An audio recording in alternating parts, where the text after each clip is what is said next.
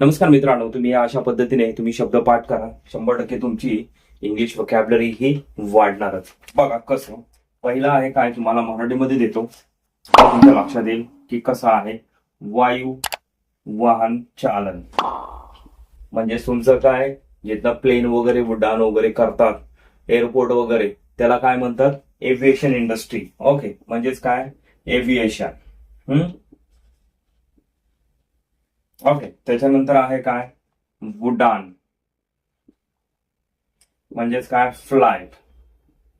Okay, त्याच्यानंतर आहे काय, उड्डाण करणे म्हणजे विमानाबद्दल, to take off. Okay, take off म्हणजे शब्द कसे वाढवायचे की मराठीमध्ये काय, वाहन चालन, त्याच्या रिलेटेड काय जे शब्द असते ते लिहून घ्यायचे आणि त्याला इंग्रजीमध्ये काय म्हणतात, मग म्हणजे तुमच्या ती शब्द तुमच्या लक्षात राहतील. ओके, अशा पद्धतीने तुम्ही अभ्यास करा, 100% तुमच्या लक्षात राहील. उड्डाण योग्य, उड्डाणास योग्य म्हणजेच काय, एअरवर्दी. त्याच्यानंतर आहे काय, उड्डाण प्रतिबंधित क्षेत्र.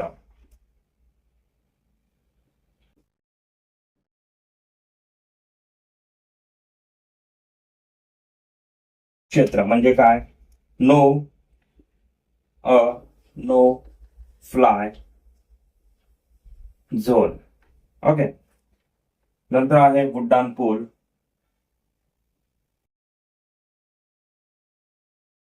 Fly over.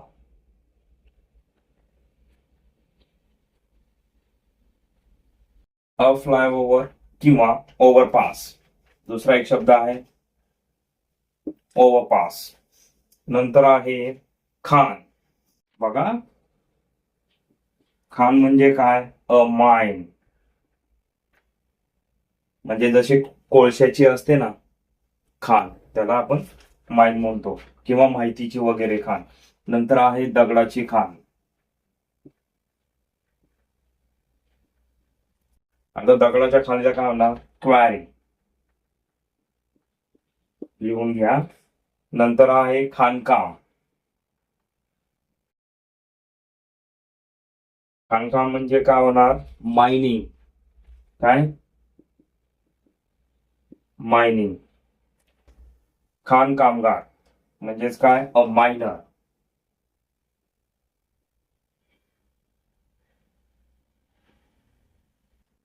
अ मायनर. त्याच्यानंतर आहे खाणीतून काढणे. या लिहून घ्या, खाणीतून काढणे म्हणजे टू माइन. बघा, हे कसे शब्द आहेत, खान खान आहे की नाही, खाणीतून, दगडाची खान, हे असे एका रिलेटेड मराठीमध्ये जे शब्द आहेत तसे शब्द लिहा आणि त्याच्यानुसार मग त्याला इंग्रजीत काय म्हणतात ते शब्द पुढे लिहा, म्हणजे तुमच्या लक्षात राहील की ह्याच्या रिलेटेड आला तर काय शब्द त्याचा अर्थ होतो.